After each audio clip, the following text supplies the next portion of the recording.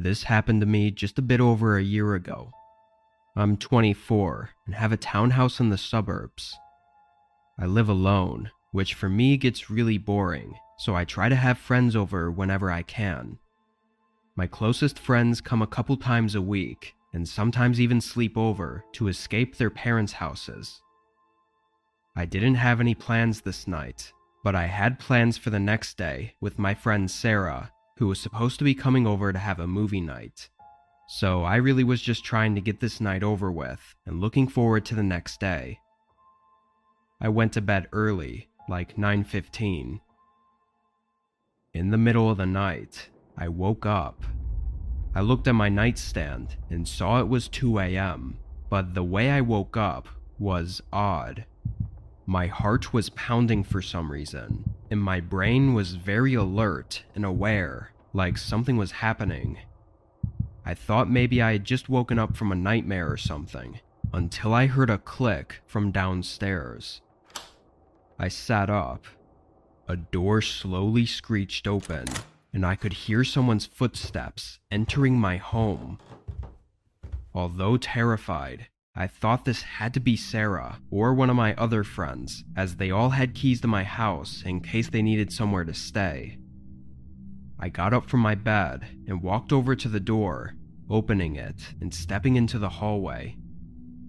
"Sarah?" No one responded. I waited in the hallway for what felt like forever, but then a bright light suddenly flickered on, lighting up the whole downstairs. A second later, soft, chattering noise came from the living room. Whoever it was had turned on the TV. For a moment, I felt relief, thinking it was definitely one of my friends who had one too many drinks.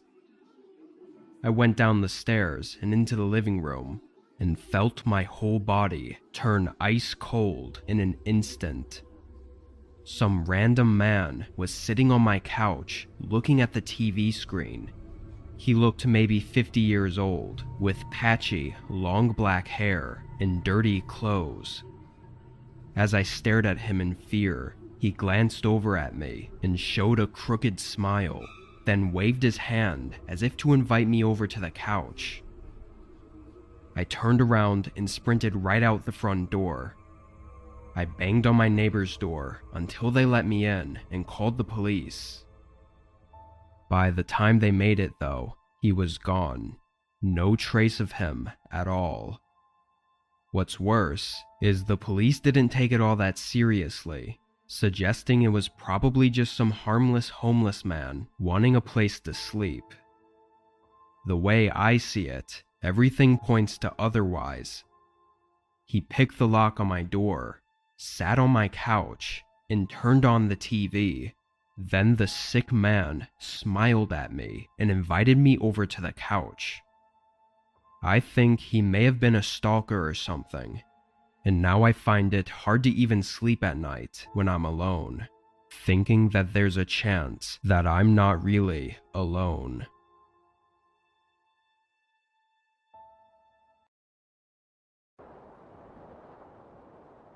My friend Derek and I rent a house together. He's a pretty big partier though, and often stays out really late, or even sleeps over at others' places, so a lot of nights I have to myself. This was one of those nights where Derek was out at the club or something, so having the night alone, I brought out a couple cans of beer to our front porch and sat on the swinging bench we had set up. It was nice weather out, and with it being nearly midnight, most people were sleeping, and the neighborhood was pretty quiet.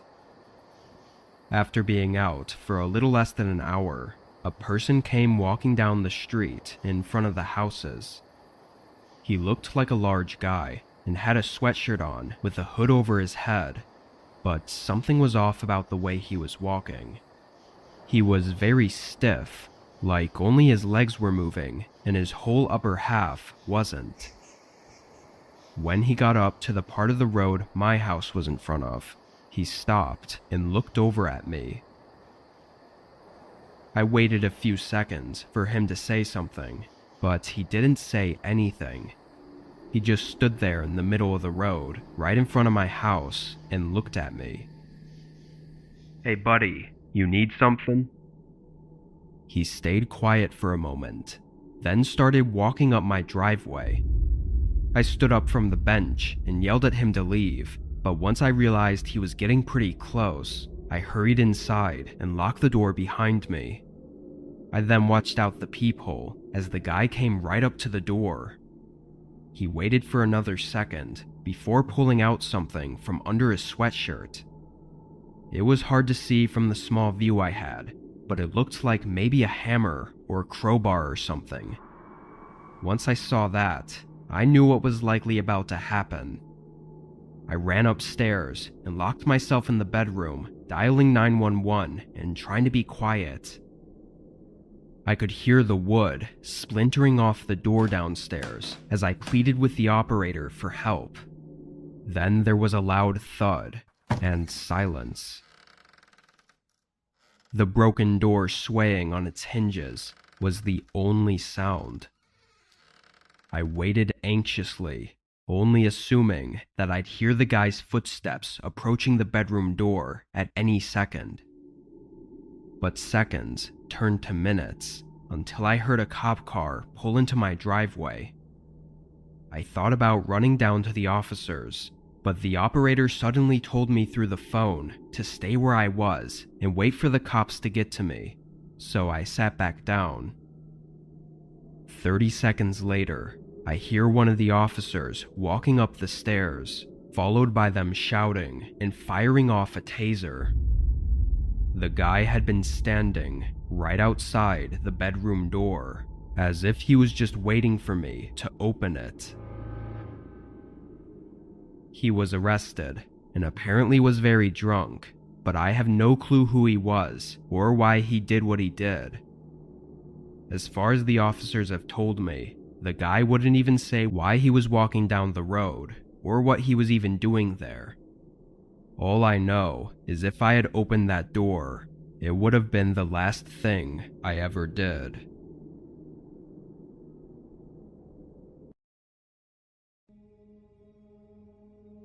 My wife and I take yearly vacations to different places.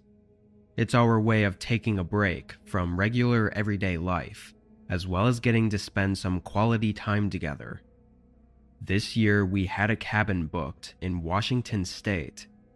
It was far out and described online as being quiet and peaceful, away from any other places or people. Most of our life is in crowded cities, so this sounded great for us. When we flew in, we walked to a grocery store to pick up what we needed, then took a taxi out to the cabin. We didn't rent a car because we knew we'd only be there for 3 days, so we wanted to spend it just at the cabin. And if we changed our minds or needed anything else, we could always just order an Uber. The taxi ride was just over an hour from the town we landed in. Most of the drive was between huge mountain ranges and tree-covered landscape. It was really beautiful and got us both excited for our stay. Then at just about 7 p.m., we arrived at the cabin. It was completely alone in the middle of the forest. Even the driveway leading to it wasn't much more than some tire tracks in the dirt. We got out and paid the taxi, then brought our stuff inside. The cabin itself was small. There was the main floor that had the kitchen and living room, with a ladder leading up to a loft area that had the bed in it. The bed area on the loft was short though. You literally had to crawl into the bed, kind of like one you'd see in a tiny home. Anyway, we unpacked the groceries and made a very quick dinner since we were tired from the flight. Then we opened a bottle of wine to settle in for the night. We lit up the fireplace and chatted about how we were looking forward to the next few days. It was around 11 p.m. at this point, and as we talked, we both suddenly heard something outside. Someone was walking in the grass near the cabin. It was loud, too, like they were really close. My wife looked nervous, so I tried to put a brave face on and told her it was fine. I got up and looked out the window. It wasn't until then that I realized how dark it had gotten outside. I looked around, seeing nothing but large trees everywhere and pitch-black darkness around them. I told her I didn't see anyone, then went over to the front door and opened it, stepping onto the porch and turning on the outdoor lights. All I could really see out there was a small portion of the driveway, but I didn't see anyone there either. The forest was very calm and quiet, too, so if they were still walking around, I felt like I would have been able to hear them. I went back inside and asked my wife if she heard the footsteps anymore, but she said the sound didn't seem to fade out. It just stopped suddenly from somewhere behind the cabin. My brave act was starting to fall through, and I told her to go up to the loft and stay quiet while I figured out what was going on. I went around and checked all the windows again, not seeing anything, so I went back to the front door. I was preparing myself to go back outside when a sudden thump shook the cabin. I looked up at my wife, who was looking up at the ceiling. Someone was on the roof of the cabin. I stayed inside and called the police, going over lengthy directions on how to get to the cabin we were at. Over the course of the hour that we had to wait, we could occasionally hear a few footsteps walking across the top of the cabin. About 45 minutes into the wait, though, we heard their boots hit the ground, followed by them calmly walking away. I looked out the window once more, seeing their outline disappearing into the forest. Police took our report and gave us a ride into town, where we spent the rest of our vacation. What that person was doing miles away from civilization in the middle of a forest is terrifying. Seeing as they were likely waiting for us to either go to bed or go outside, we're just thankful that we got out of there before something else could have happened.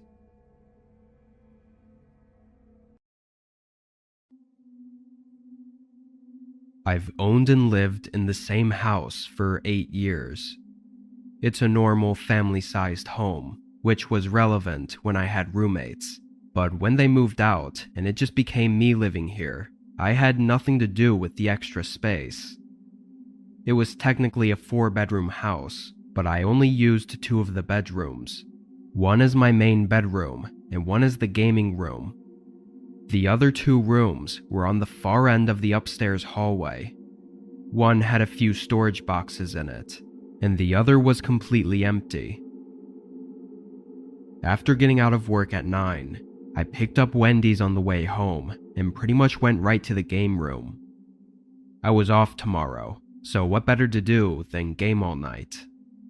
I put my headphones on and loaded up COD, but before I had time to even load into a match, I thought I heard something that sounded like a knock at the front door.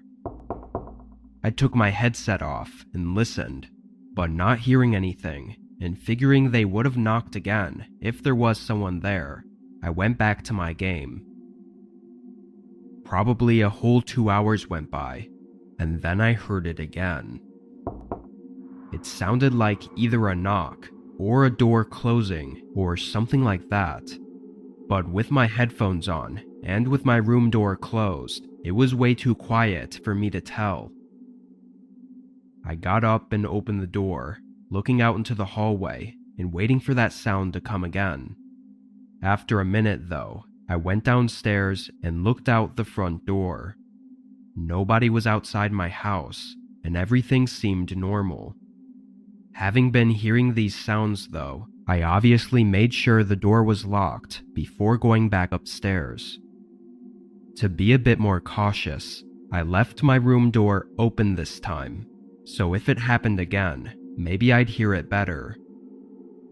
I put my headset back on and continued gaming. I played through a whole round, So like 20-ish minutes. As the game ended and I leaned back in my chair, a figure rushed past the open doorway just off to the side of my view. I immediately threw my headphones off and jumped from my chair. Horrified and unsure what to do, I just stared at the doorway. I didn't get the courage to finally move for several minutes.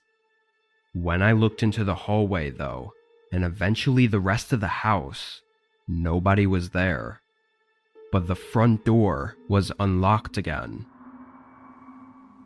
When police came and investigated, it was clear that the person had been hiding and very likely living in the empty room. I hadn't been in there for weeks or maybe even months, so all this time they could have been just on the other side of the wall from me, and I had no idea. It's really scary to think about, especially if I'd happened to confront him. There's no saying what he would have done.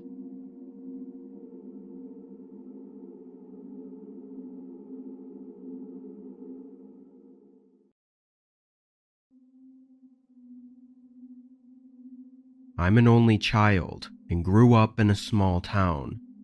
My parents were hardworking and often struggled to pay the bills, so they usually worked a lot of overtime or even had multiple jobs.